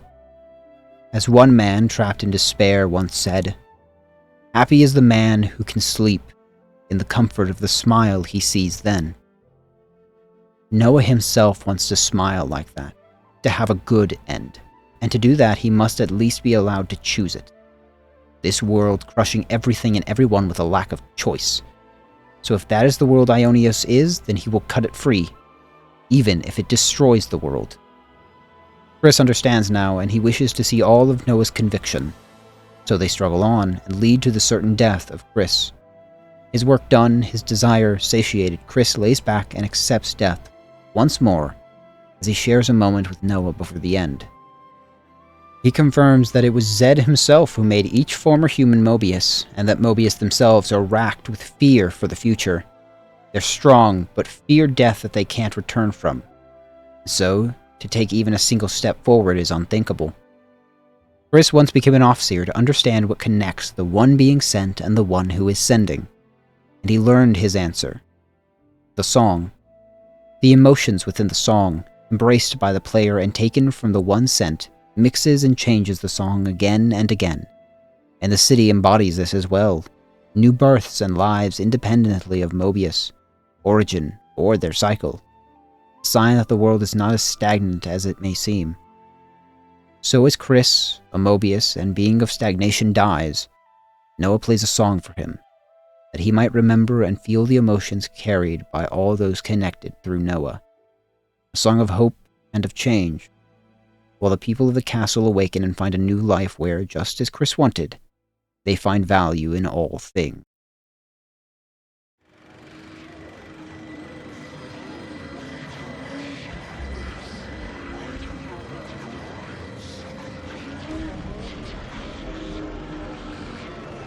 Do you truly want it thus, O ye voices? Then let me enunciate, emphatically so, the rules to which this world adheres, for the benefit of us all. Back in the city, as Samon works on his boat, Noah wonders back on Chris's words about Mobius and what they are. Every Mobius is reborn upon becoming one, but should they die as Mobius, that's it. They all intrinsically know this, and so fear the end if it should come, feasting upon the flames to ensure their own survival. Despite that, Yoren broke free and found hope. That hope was contrary to Mobius and is the core of what makes them able to change the future into a world where everyone can make a choice and, fine, be true to themselves. The game loves that phrase, doesn't it? Regardless of phrases that I'm annoyed by, they will take that hope to Origin and ensure this future comes to a close. Before the march on Origin, though, we have a couple of final steps to take, starting with Gondor asking Senna and company to help with releasing some stress by fighting monsters. But elsewhere, a certain soul was being remade. Shania did not live an ever-happy life. Though she worked hard and finally managed to become an Ouroboros candidate as a reserve, her mother didn't care. If she wasn't one of the six, she couldn't care less. Shania would remain a disappointment. While Gondor rose up and became the first ranked, Shania's family is Reed, from one of the great houses, and have always held a place as one of the six Ouroboros, until now. Her father had been one, her sister could have been one. But Shania was not built to fight. She never had the drive for it. But now, if only for the barest praise from her mother, the last family she has, she tried so hard and came up short. Now her eyes would open to the voice of a different woman, X, offering her a new start and a chance to be something. Mobius. Now she can take the place she always wanted, to erase Gondor and to be true to herself, the final culmination of what she was. So as she arrives in the city, she does not see home, only bad memories of Gondor blindly pushing her away from fighting. But in doing so, she pushed Shania away from everything else, too, and she will burn it all to the ground. Gondor gets the message while out of the city with Ouroboros, and the news shakes Senna, but this time fear turns to resolve as they rush back to the city to defend it. Monica and the Lost Numbers hold down the line while Shania rampages through the city, and while on the way to the city, Gondor gives them the rundown of Shania's upbringing, the weight she bore under her mother's expectations. Though it sparks sympathy in Senna, we often must deal with the hands we're dealt. Gondor has everything that was needed to get where she was: a short temper and tough exterior, a legendary lineage, and the will to see it all through. Shania only had one of those, but she still struggled to meet another's wishes. This time, she's going to take everything she ever felt she deserved, and she won't destroy the city completely until Gondor is there to see it, while the people of the city are frozen in time, stopped in a perfect still moment. This is Shania's Mobius power, to stop everything, including her mother, frozen in fear under the statue of a once great hero, a statue symbolizing their house and its founder, Panacea, and her teacher, Shulk. What if he could see this now? Ouroboros weeds through the frozen people of the city, following Lucky Seven's shudder and sensing of Shania's Mobius power right to her. And here Shania plans to start a new work of her own, to reduce the city to rubble, soak it in a blood-red hue, to destroy everything she hates in the city that she was trapped in. She tries to trap them in her power, but Lucky Seven dispels it, as it has other Mobius powers easily. And while Gondor herself is seeing red, Senna calls her out. If Shania really hated everything, she'd be right next to them helping to undo this world, but instead she became Mobius. The chance to change remains even as Mobius, as others have before her, and a world where she is free could come to pass. But Shania doesn't care about that anymore. All she's feeling is hate. Hate for the city, her mother, and Gondor. Gondor doesn't really do any favors for anyone, antagonizing Shania and daring her to actually commit to something, so Gondor can show Shania that House Vandam has always been greater than House Reed, that she could never have bridged that gap, and it's enough to send Shania into a rage. But really, if they could best N, X, and Y up to this point, what hope did she ever have? If she loses, she'd have nowhere to call home. But that bridge was burnt long ago, and when she charges to attack, Gondor finishes what she started. Her core cracked, Shania lays dying, as for perhaps the first time, Gondor really manages to say what she's always been trying to.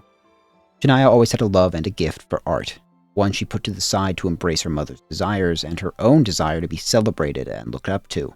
But to Gondor, she doesn't really see why she'd bother when she could make art like this. Why not let that be her calling? And again, she is told to be true to herself. Ugh. I hate that phrase, especially here. The problem isn't that she's meant to have a different desire, it's that you, Gondor, need to stop being a douche canoe. But she is sort of right. To be a soldier is not what Shania wants. She wants to make art, and she loves to do so, but to get the acclaim she desires and what she wants, she feels she has to bury that. Maybe a friend who encouraged her could have shown her that way out.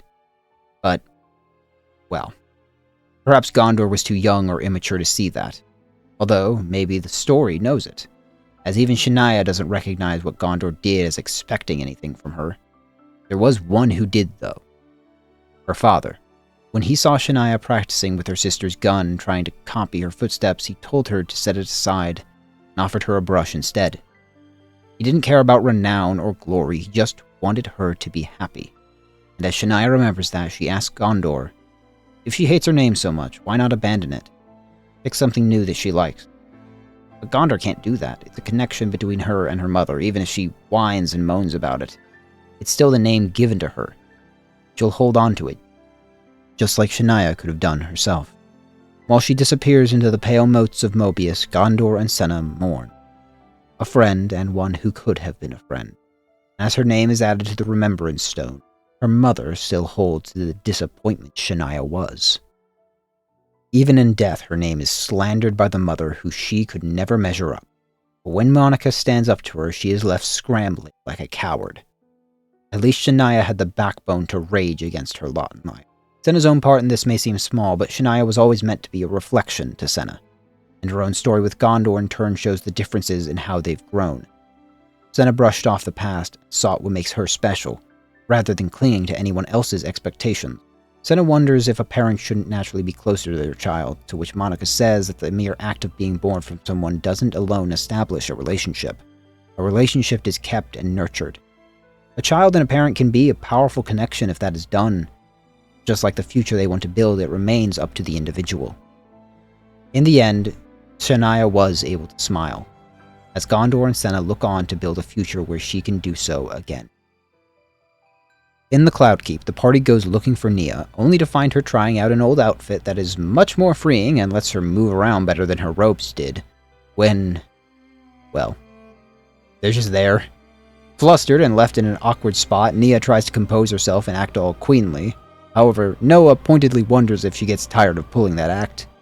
Irrelevant to that are a number of questions about her clothes, which come from her homeworld, and about her homeworld and all sorts of other stuff which they want to know. And just as she gears up to explain the story to them, she suggests they watch my 2-hour-long video on Xenoblade 2. Shameless plug, shameless plug, shameless plug, shameless plug, shameless plug. Okay, no, fine. She has a much cleverer idea than that. I mean, look at that face, how could she not? She remarks at how long it'd take to explain it all and that they would not want to be held up in this place the whole time. So she asks to tag along. I mean, that is not to imply that being cooped up here the whole time is as lonesome as it is tedious. Pick up the hint, guys, this isn't a hard decision. You know how many people would kill for this opportunity? Nia is brought along with her own background music for fights because Monolith Soft knows how to do fan service right, and she continues her stories across Aionios. Stories mixed with nostalgia and melancholy, with no small hint of hope. It's also a valuable learning experience for Ouroboros, to learn of the ancient past so they might understand the future they want to create. The tragedy of Moratha, the world before Klaus's great mistake, the kindness of a man named Vandam and his impact on her life, and the connection between herself and Mio. A connection Mio may not know, but it tethers Nia here firmly, to help her daughter back to a world where they can be together again. Nia only has one other request: to be taken somewhere high up so she might gaze upon the clear blue sky as she would have in her old world, for how deeply she misses all rest. She is so grateful to have met Ouroboros, and that it was they who awoke her, because she tells them of the inevitable end should they succeed. The worlds will begin moving and be drawn apart, and with it, the memories of this time will no doubt vanish as well. The eternity between two hands of the clock will stay as such and become lost to memory. Despite that, Nia finds value in the memories made in this place, in this world. They have value no matter how it ends, because she has faith they will make it happen.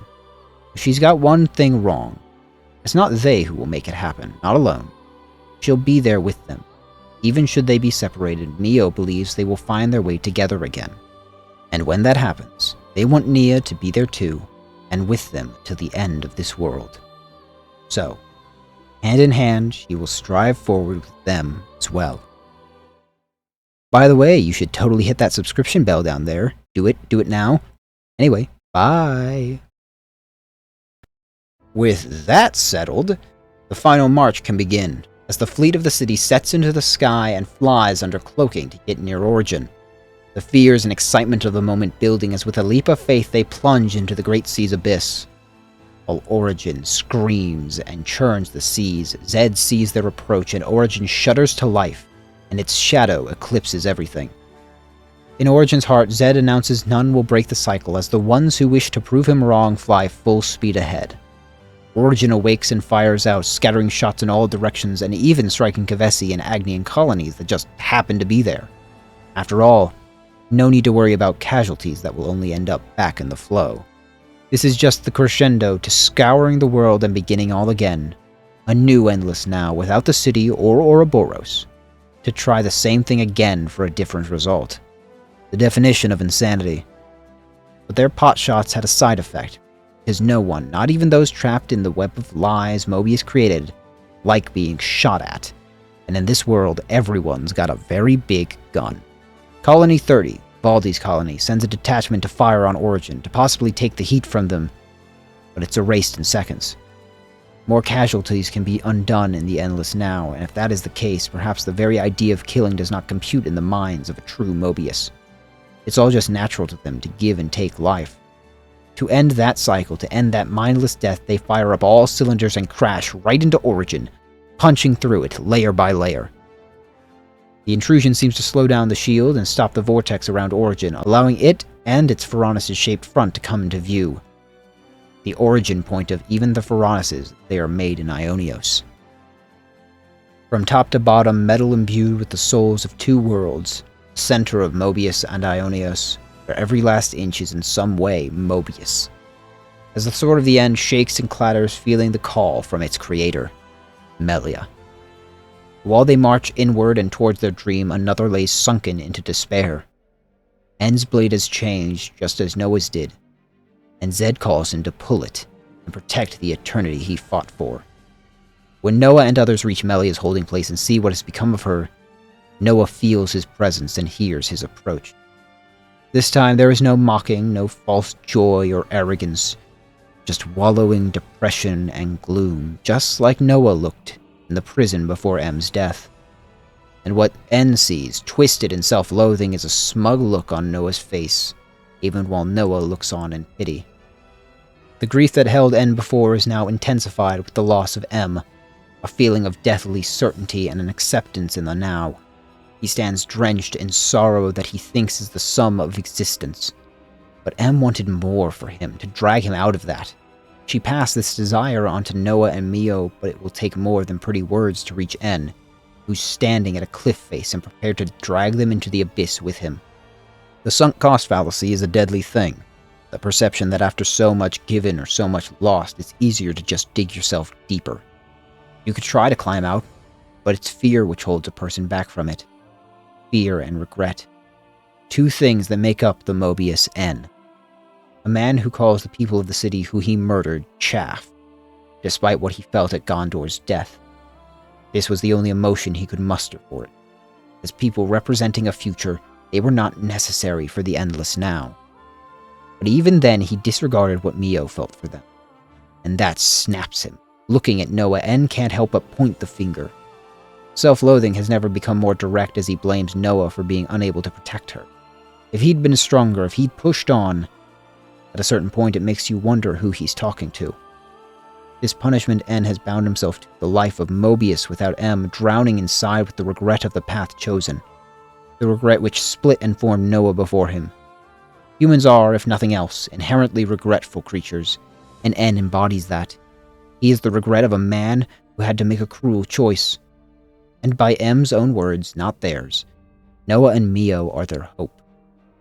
Even now, M lives on inside Mio, her will and feelings and her hope for N, but hope that he can't see, he can't feel.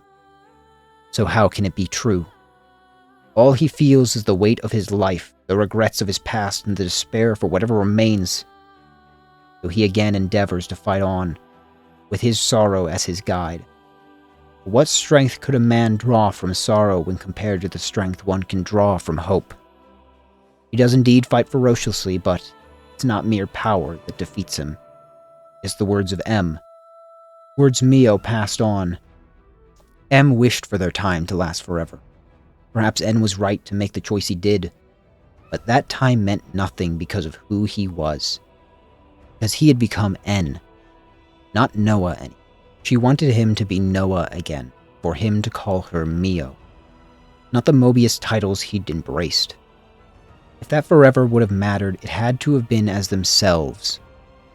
Finally, M begins to see as he questions why they were the pair that got it right, why they get to stand together while N and M were trapped in endless sadness. Whether you call it luck, coincidence, fate, or providence, it was the chance encounters Noah and Mio had which changed the path they set.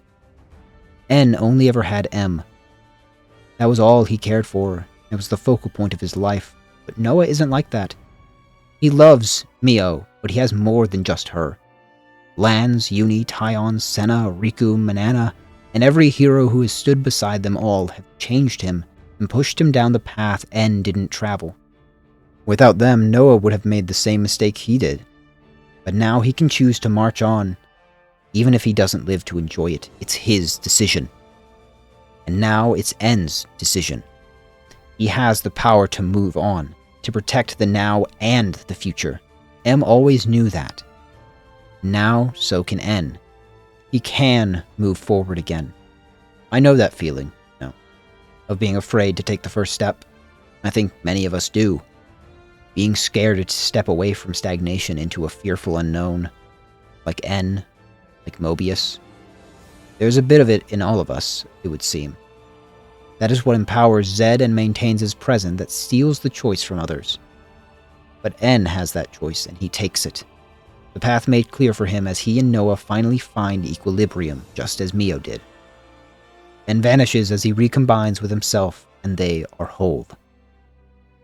After thousands of years, Melia, Queen of Kevis, finally awakens from a seemingly endless dream. She looks upon the young men and women who have come further than any other.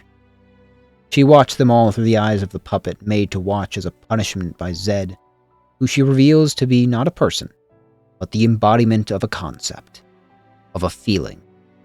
Fear of the unknown, fear for the future, regret made manifest into a being that acts as an arbiter of that same feeling within the souls of Origin. So, as I've said, there is Mobius within even Ouroboros, and the wish that is within Mobius birthed this world.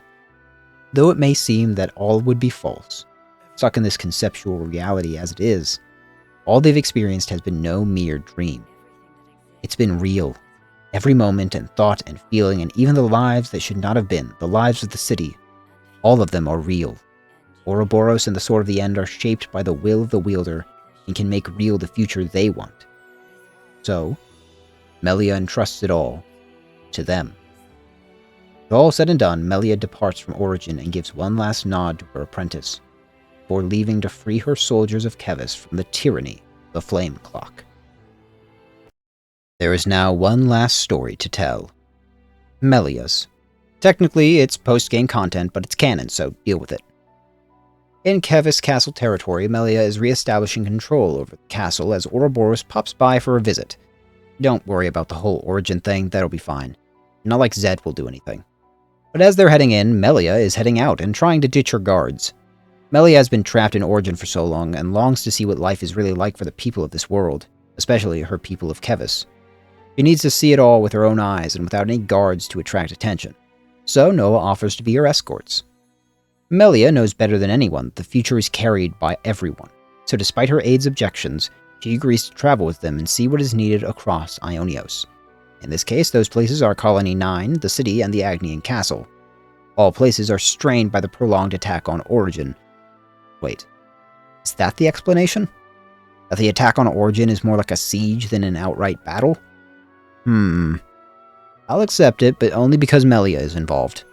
Melia imposes again on Ouroboros, even though they don't see it as such. But while they make plans on how to lift the spirits of others, Noah detects sadness in the eyes of Melia. A deep, ageless loneliness. In Colony 9's case, besides freaking out Xeon, Melia adapts quickly to the role of an active leader, searching out lost soldiers who disappeared due to a landslide after the beginning of Origin's counterattack, including a young soldier who was missed dearly by one of her friends. But while she uplifts her soldiers and tells them to cherish the special people in their lives, again Noah wonders about the people she has in mind. Even further, she teaches Xeon a lesson, not to doubt himself. Xeon almost stepped down out of fear that he was unqualified for his position, one he felt he only got because their prior consulate favored him. Drawing on her own history, Melia gives her wisdom that his role is whatever he makes of it, that only he decides whether he is fitting of the task. She then sets out to round up and resolve the tension among former Agnians who have lost faith in the new Agnes, which has formed since the castle's fall, one that is not warring with Kevis. They cause rampant destruction with no discernible reason, as the purpose they once knew has been stripped away. Melia wishes to know them better. Instead of just killing them, she exposes the hurt within them and offers a way to live in this new world. Though they may not take it now, the path is open to find a purpose beyond the lies forced upon them. Her journey around Aionios ends in the city, where she is asked to raise the spirits of the downtrodden city folk, and, well, her presence may have caused a sort of stir amongst the people. A crowd forming just to see her, and the local storyteller downright having a heart attack upon her arrival. Then Lance punches him in the face. He's fine. From the storyteller, Uni asks about what it's like to live as long as he and the others have, to lose many friends along the way and keep going. Melia, instead, answers herself, she who's outlived everyone and everything she's ever known. She gives Uni the answer she found, to hold tightly the memories of those she loves, to let them drive her even though the past is gone. In this way, those feelings and memories still carry on. Back at Kevis Castle, her little mission trip around Aionios is done, and Melia recalls the past. What her friends fought for and how much it has taken to keep it, and how much more it may. Perhaps even her own life. But she's not disposable, not to her new friends. She may be vital to the world, but she is not a servant to it. Her life is distinctly hers, and her friends both now and before think of her always. They can and will live in this world and the one to come together, just as the ones she loved did. Okay. Nothing else? Nothing at all. Good. Time to finally end this. The stage is set. Ouroboros' resolve has never been stronger. The entire world fights together to defeat Mobius, and even the city launches to attack, sending out their secret weapon, a great flying mech helmed by Monica. With Gondor's own ships behind her, they fly off to tear away the defenses of Origin's outer shell, which works just right as Monica flies her ship right into a swarm of Mobius enemies that were charging Ouroboros. Monica's decided to tag along to the end, to see the face of Zed, their true enemy. When her ship leaves, Gondor comes in with the exact same motivation. Like mother, like daughter. X and Y both bar the way, but are nothing more than roadblocks, unable to stop the momentum Ouroboros has built. And soon the heart of Origin is within reach as Zed invites them in, and Aionios marches to the end. Even Borealis sends his colony to war by the sheer power of will, it seems, and a good kick to the Pharaonis engine. Through the theater doors, Zed waits, looking back on all that led them this far. The route which ended in them here and Noah once more before him. So many times, so many lives, again and again, each time he thought things would be different. And every time Zed will ask him, why not acquiesce? Why not give in to the flow? The flow of human emotions which yearn for the endless now that he is tasked to protect. His existence alone proves their desire. But Ouroboros refuses this and refuses to be subject to his whims. They and all Aionios want a world with the freedom to choose for themselves, a world not held down by fear. But Zed believes choice to be a falsity, something enjoyed only by those with the privilege of choice. So what of those not allowed such a leisure? What of those lacking the strength or opportunity to make their own future? What will Ouroboros do for them? Give them some of their chances? Offer their options as charity and act as though that solves all the world's woes? But in the world Zed offers, anyone can have a chance. Lifetime after lifetime. Everyone can find their glory and happiness, even if it only for a while. Just another cycle and another chance to be a winner. So what if it's built upon death and killing? That killing perpetuates the world and allows the endless now to continue. Besides, what harm is there when their lives get churned right back out again? It's not like Zed set the rule. He's merely using it for the endless now. A natural part of this world. The rules of nature dictate it thusly, that the young shall trade lives to uphold the world for the great drive for more. It is something lacking in true Mobius. They cannot truly desire more as they only want the now, and that explosive fervor of life which they as Mobius are here to embody. It was for that which he gave N and M the choice he did. It was for that he gave Yorin and Chris new life as Mobius. Because it amused him. That's all. Amusement. A whim. To him it is as delectable as a 5-star dinner, simple and pure elitism at its finest. As he is the one with the power and they are the characters in a grand story for them to enjoy. Mobius have always been the most ardent audience to Ouroboros and the people of Aionios. This is why Zed's center of power is a theater, because that's what it is to him. A show, a spot of entertainment. Because he is desire pure and surreal. What more can a desire want than immediate gratification through amusement? But for such a time as this is what Miyabi's words were for. Fighting in order to live, truly live as Ethel and Kamaravi did, an act of splendid rebellion. Not just survive, live. Mobius is the cause of so many choices taken from others, all for a grand illusion that is fraying now at the seams. So they will show him real strength. Knowing when to be close and when to let go. Walking together. Eventually choosing who you really are. That is strength. And that's the real battle here. To find that answer. The will to choose our actions moment to moment. And if you dare denounce that common right, we will defy you. To live in a future over which you lay no claim! But this is the world Zed made, and to seal their powers is trivial. takes away the power to interlink and eliminates the ability for chain attacks, and sets the stage alight with fire, ice, and more while pushing Ouroboros to their limit. And they push back, little by little, chipping away at the ruler of the world, and though he tries to chain them to the pains of their past, they are no longer trapped by them. Lands will live as Yoren wanted, live and protect. Senna will never again try to be a shadow to another, instead she will walk forward as herself.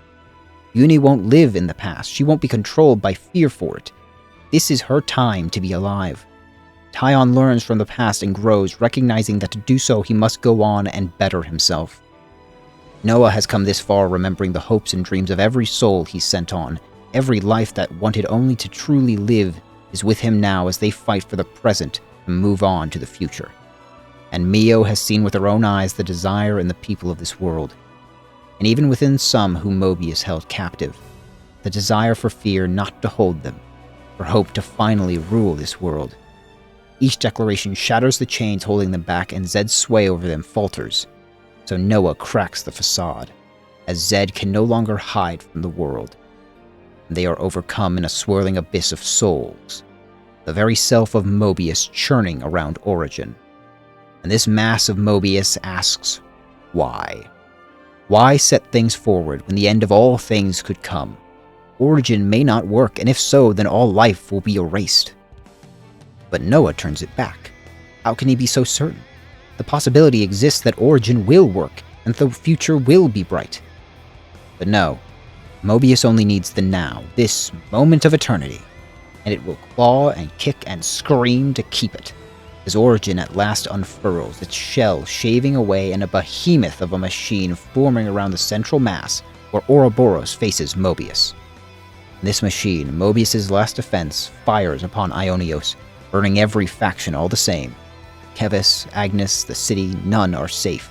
But as it does, Melia and Nia take the helms of their nations, in an instant undoing every flame clock and mobilizing every colony to fight, along with the castles themselves, which begin to shift and take more battle-ready forms. The final war, to the end of eternity. They fight to take back their lives and end the stagnant world. And as Boliaris looks upon it, he can see that this is the future that Ethel would want to see, and the one he will fight to make real. He and so many more, like Nia and Melia, who are at last fighting together as they should have been when the worlds first collided. This time around, they're here to support the heroes, so that a new generation can free a world stuck chained to one moment in time. Melia fought to connect her world to a better future.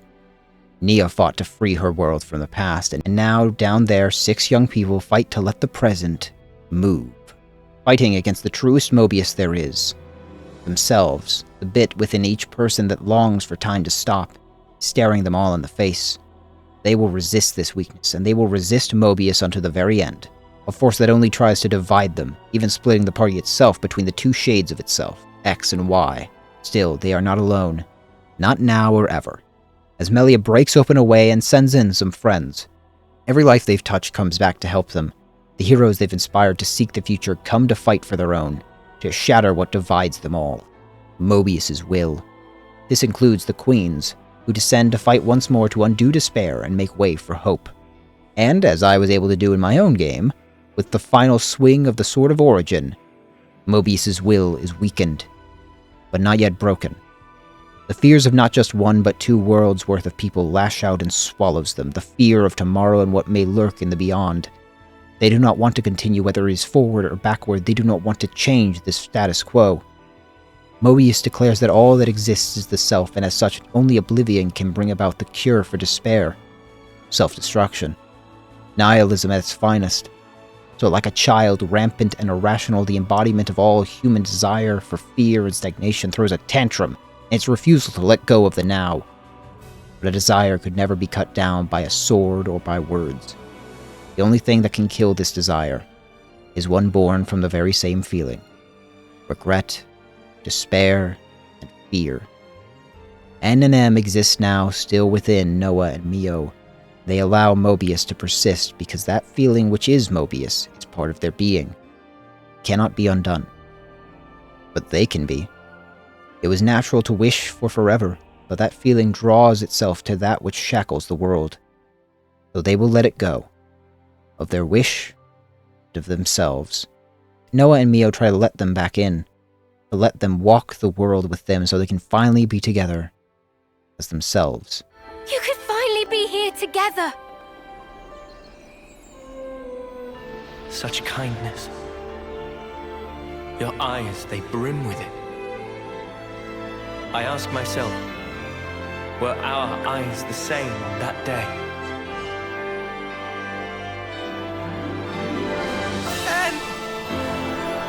No, Mia. Though we came from different worlds, we were able to leave a life behind. It was a hope for the future. Our hearts and our dreams intertwined, and we were given the chance to weave new life. And therefore, it's all good.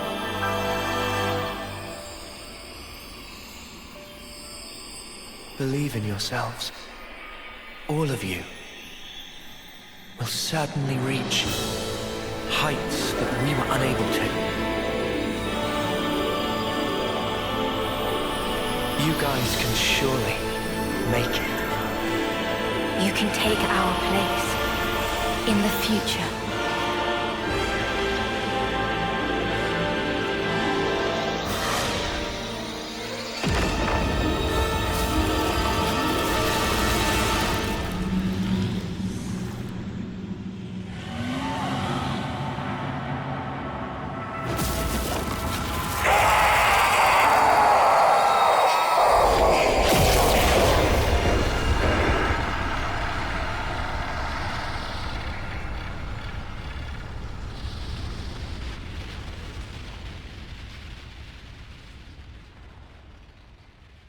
As light fades, Ouroboros stares upon the two worlds separated at last.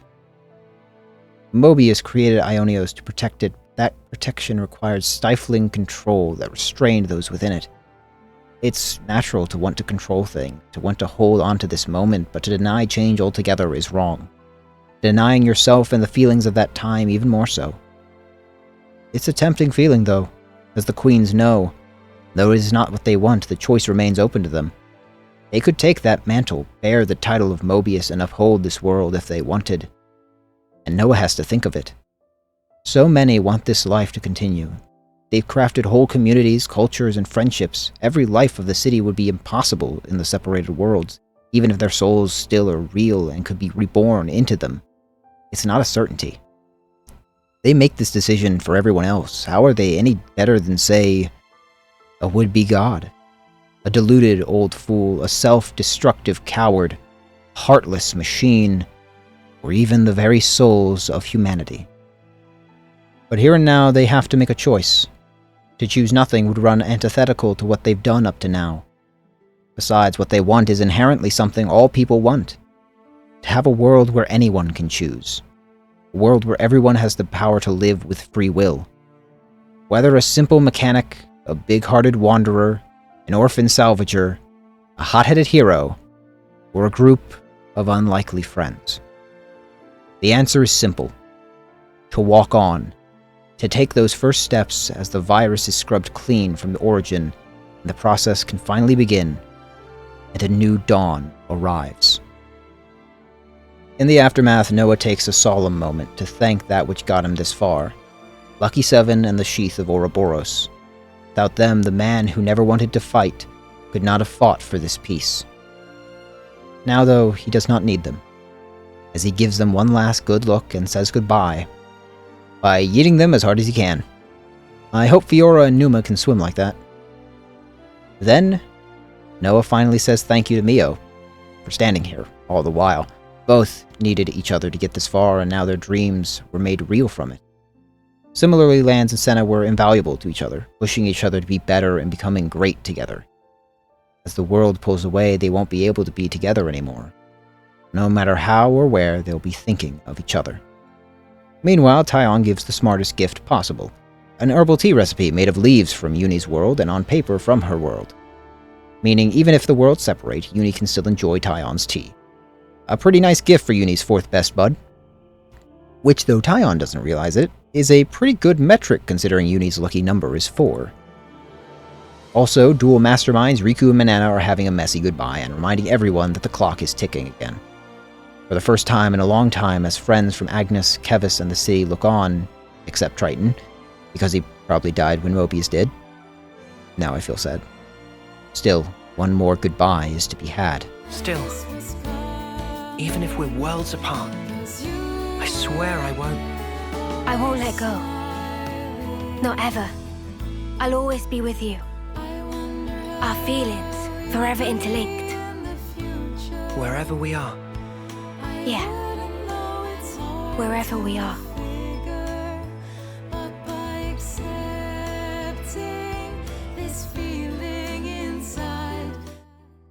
Melia and Nia look back on the time of this world, the struggles and the joy, and know that though things are unstable now, the time will come where they can walk hand in hand once again. As Melia thanks those who watch over her, and Nia finally gets to speak with an old friend. Yeah, that's Poppy. She was in that thing the whole time. Yes. The photo that changed the world. Look at that man, smug little dweeb. As Noah and Mia are pulled apart by the shifting of their worlds, drawing away from each other, they look on, start running. While the worlds pull them apart, while entire realities divide them, 8 souls chase after each other regardless. So much to say, so much to feel, the clock not stopping even once. Hands outstretched and hearts open, but even still the ground itself splits away. But this is not the end. It is simply the first step. One day, I'll come see you, I promise! Me too! One day! I promise!